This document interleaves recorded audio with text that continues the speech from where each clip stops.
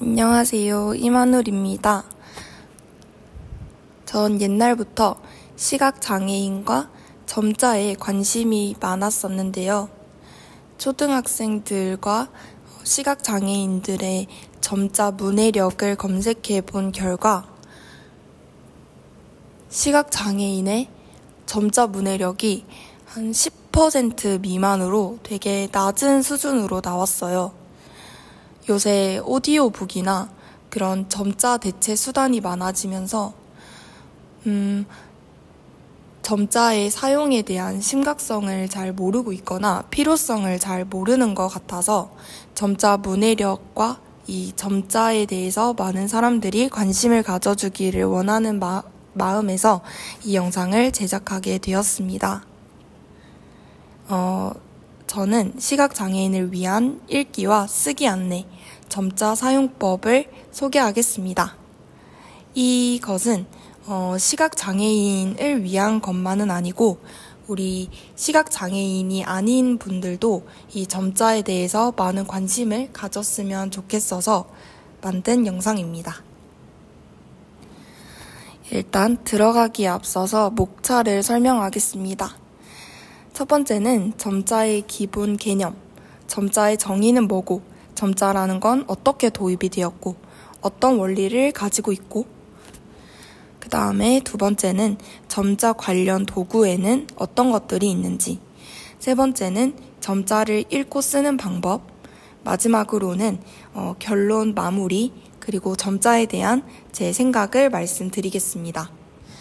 첫 번째로 점자의 기본 개념입니다. 점자란 무엇일까요? 점자라는 건 시각장애인을 위한 촉각 문자 체계입니다. 돌출된 점들이 조합을 이루고요. 손가락 끝으로 만지면서 읽을 수 있도록 설계되어 있습니다. 이 점자가 사실 왜 점자를 배워야 되냐면 점자를 모르면 그냥 소리로 대체 수단으로 들을 수 있겠지만 정확한 맞춤법이나 그런 표기를 하지 못합니다. 그래서 점자는 문자, 숫자, 기호 등 표현이 가능하고요. 전 세계적으로 사용되는 보편적인 문자 체계입니다. 그래서 점자는 정말 전 세계 사람들이 공통으로 사용하기 때문에 한국인인데 시각장애인이어도 다른 외국에 나가서도 점자를 사용할 수 있겠죠. 두 번째는 점자의 역사와 중요성입니다. 이 점자의 역사가 무엇일까요? 누가 점자를 만들었을까요? 1824년에 점자는 탄생하였습니다. 프랑스에서 루이 브라유에 의해서 개발이 되었고요. 그래서 이 브라유라는 사람이 만들었으니까 이 브라유라는 이름을 따서 점자 동화책을 브라유 동화책 이런 식으로 부르기도 합니다. 이 사람은 군사용 야간 통신 체계에서 영감을 받아서 만들었다고 해요. 그러면 한글 점자는 언제 만들어졌을까요? 한글 점자는 조금 있다가 1926년에 최초 개발이 되었습니다. 그래서 한글 점자를 우리가 평양 점자라고 이야기하기도 합니다. 그리고 1980년대부터는 한글 점자가 표준화가 진행이 되어서 시각장애인들이 많이 정보에 접근할 수 있도록 그리고 스스로 독립적으로 살아갈 수 있도록 그런 독립성 향상에도 많은 기여를 했습니다. 우리 시각장애인들도 당연히 정보를 받아들일 권리가 있기 때문에 우리 시각장애인이 아닌 사람들하고 너무 많이 정보 격차가 벌어지면 안 되겠죠. 그래서 그런 학습 격차나 이런 거에서도 많은 관심을 가져줬으면 좋겠습니다. 자, 그 다음에 기본 점자가 그럼 구성이 어떻게 됐을까? 그거를 보겠습니다. 일단 세로 3점, 가로 2점 이렇게 총 6점의 체계를 가지고 있고요. 6개 점이 조합을 이루기 때문에 총 66가지의 표현이 가능합니다. 우리는 점의 위치에 따라서 번호를 부여하고요. 총 그럼 점이 6개 있다고 했으니까 첫 번째 점은 1, 2, 3 이런 식으로 번호를 부여하겠죠. 한글 점자는 초성, 중성, 종성으로 구분이 되어 있고요. 약자하고 약어를 사용을 하기 때문에 이렇게 구분을 해서 사용을 하니까 효율성이 많이 증대가 되는 효과가 있습니다. 자, 그 다음은 점자 관련 도구를 알아보겠습니다. 보통 저도 사실 찾아보기 전에는 점자 관련 도구가 정확히 어떤 게 있는지 잘 몰랐거든요. 그래서 시각장애인이 아닌 사람들도 이런 거에 많은 관심을 가졌으면 좋겠어요. 일단 첫 번째는 전판과 전필입니다. 이건 많이 봐왔죠?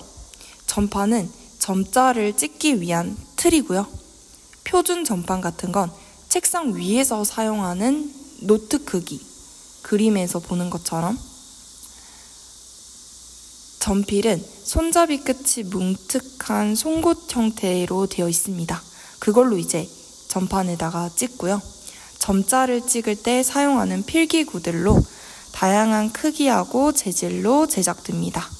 시각장애인 분들이 이렇게 손끝으로 느끼면서 만질 때 사용이 되는 전판과 전필입니다. 그 다음에 점지가 있습니다. 점자 용지라고 하는데요. 우리가 사용하는 A4 용지 같은 일반 종이들보다는 두껍고 단단합니다. 왜냐면 거기다 이렇게 점피라고 이렇게 점판을 이용을 해서 이렇게 점을 찍으려면, 그리고 손으로 촉각을 느끼려면 당연히 좀 두껍고 단단한 재질이어야겠죠? 점자가 오래 유지되도록 설계되어 있고요. 양면이 사용 가능합니다. 우리도 A4 용지 양면 사용 가능하듯이 여기도 양면 사용 가능하고요. 점자 인쇄기용 전용 용지도 있습니다. 점자 뒤편에는 앞면에 줄 사이에 점자가 찍히는 그런 형태로 이루어져 있습니다.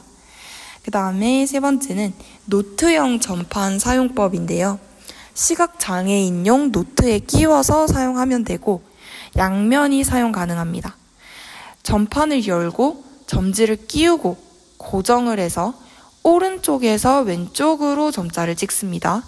그리고 읽을 때는 그걸 뒤집어서 왼쪽에서 오른쪽으로 읽습니다. 노트형이다 보니까 당연히 들고 다니면서 휴대용하고 편리성이 뛰어나다는 장점이 있습니다. 그 다음은 점자를 읽고 쓰는 방법입니다. 일단 제일 기초적인 건 한글 점자표를 이해해야겠죠? 아까 말한 것처럼 초성, 중성, 종성으로 구분이 되어 있고 각각 고유한 점형을 가지고 있기 때문에 이거를 이렇게 만지면서 이해해 봐야 됩니다. 초성, 기역 같은 거는 1점, 기역 이렇게 1점, 니은은 1점, 3점, 4점 요런 형태, 모음 아 같은 건 1점, 2점, 6점, 어는 2점, 4점, 5점. 왜 이렇게 점마다 번호가 있는지 알겠죠? 제가 아까 그 총 6개의 점이 있고 거기마다 각각의 번호가 있다고 했어요. 그런 번호로 구성이 되어 있습니다. 자, 그 다음에 점자 쓰기 단계별 학습법이 있습니다. 일단 기본 점자 형태를 익히는 것부터 시작을 해야 돼요. 전판에 점지를 고정해서 내가 제대로 읽는 법을 알아야 되고요. 오른쪽에서 왼쪽으로 점자를 찍고 읽을 때는 또 반대로 뒤집어서 하고 자주 사용하는 단어부터 연습을 하면 아무래도 흥미도가 좀 높아갈 것 같아요. 이건 제 생각입니다. 그리고 규칙적으로 연습을 해서 속도하고 정확도를 향상시켜야 됩니다. 실제로 제가 시각장애인 분들의 유튜버나 이런 걸 되게 많이 봤는데 점자를 실제로 이렇게 되게 빨리 읽으려면 엄청난 연습이 필요하대요. 그래서 규칙적으로 연습을 하면은 아무래도 가면 갈수록 속도가 좀 향상되지 않을까. 자, 그 다음에 점자 읽기 기초 훈련은 일단 손가락 감각을 키워야 됩니다. 아무래도 이렇게 점자가 많이 모여 있고 이러면 손가락 끝으로 다 감각을 느끼기 좀 쉽지 않을 수 있어요. 그래서 촉각 훈련 같은 것도 해보는 게 좋고, 검지손가락으로 이렇게 가볍게 훑듯이 읽는 게 좋다고 합니다. 너무 꾹꾹 읽으면 잘 감각이 안 온다고 해요.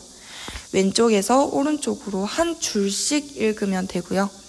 양손 사용법을 익히면은 좋대요.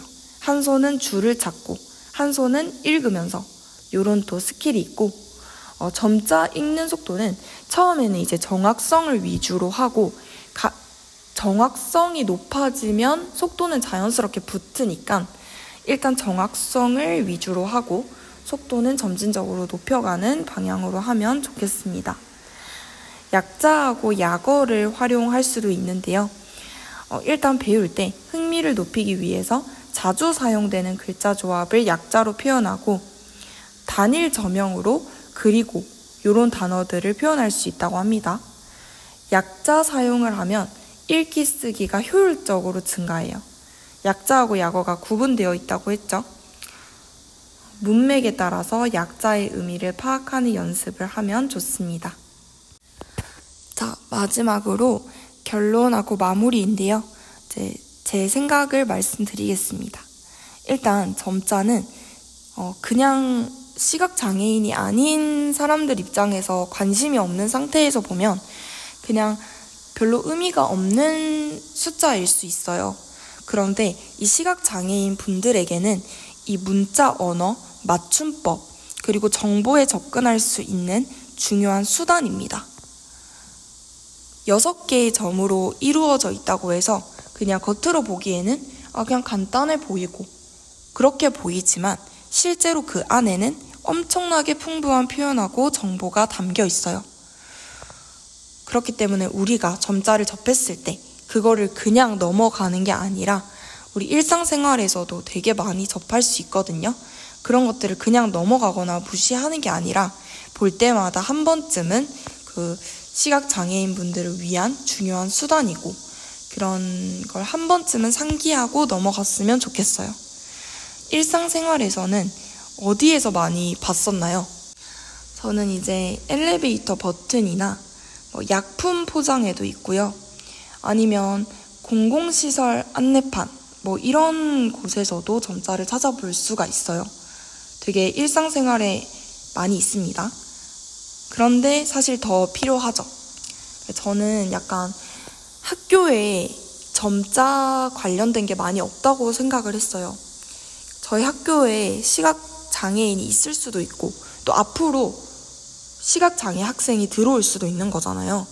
그래서 제가 성인이 돼서 졸업을 하기 전에 매점 자판기라던가 학교 시스템, 학교의 공공시설이라던가 그런데 점자를 이렇게 직접 만들어서 붙인 경험이 있는데 이런 식으로 여러분들도 본인의 학교에 아니면 본인이 잘 다니고 있는 회사나 그런 시설 같은 곳에 점자가 잘 있는지 어느 곳에 필요할까 이런 것들을 좀 생각해 봤으면 좋겠고 그러면 시각장애인 분들이 생활하기에 되게 편리하겠죠? 점자 학습을 위해서 다양한 교재하고 온라인 자료가 있죠. 그리고 점자 교육기관에서도 체계적으로 학습을 할 수는 있습니다. 지금 유튜브에서 점자만 쳐봐도 좀 다양한 점자 관련된 영상이 나오는데 그런 것들이 좀 더 많이 확산이 되었으면 좋겠고 그러기 위해서는 당연히 이 시설이나 사회의 관심이 필요하지만 개개인이 시각장애인이 아니어도 관심을 갖는 게 중요하다고 생각합니다.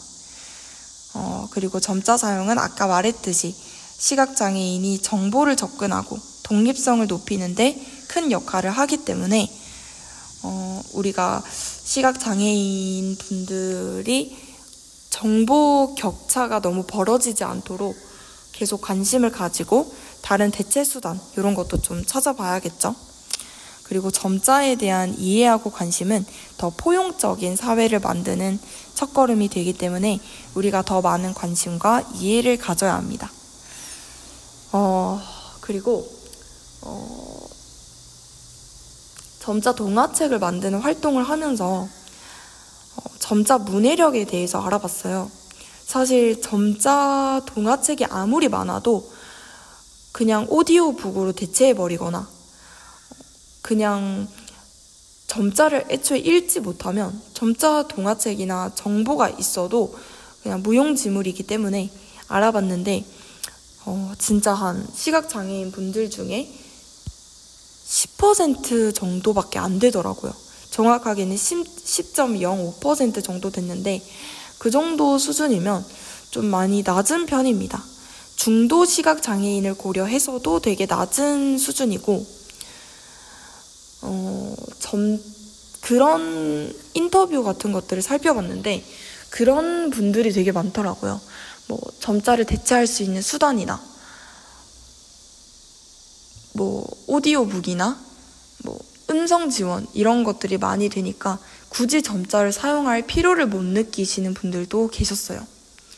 그런데 우리가 점자가 왜 꼭 필요하냐면 일단 점자를 알아야지만 맞춤법을 알 수가 있어요. 그리고 점자를 사용해야지만 우리가 풍부한 표현을 할 수 있어요. 그렇기 때문에 점자를 읽는다는 거는 우리가 글을 읽는 거하고 똑같은 거예요. 그래서 꼭 점자를 배워야 합니다. 나는 점자가 필요 없는데 점자 사용은 필요가 없어 이렇게 생각하지 말고 점자를 읽어야 글을 읽을 수 있어요. 한글하고도 친해질 수 있어요. 그렇기 때문에 꼭 글을 읽어야 됩니다. 여기까지고 이 영상이 꼭 시각장애인들을 위한 영상은 아니었어요. 그냥 시각장애인이 아닌 다른 분들도 그냥 점자에 많은 관심을 가졌으면 좋겠는 마음에서 취지해서 만든 영상이고요. 영상을 여기까지 마무리하도록 하겠습니다. 감사합니다.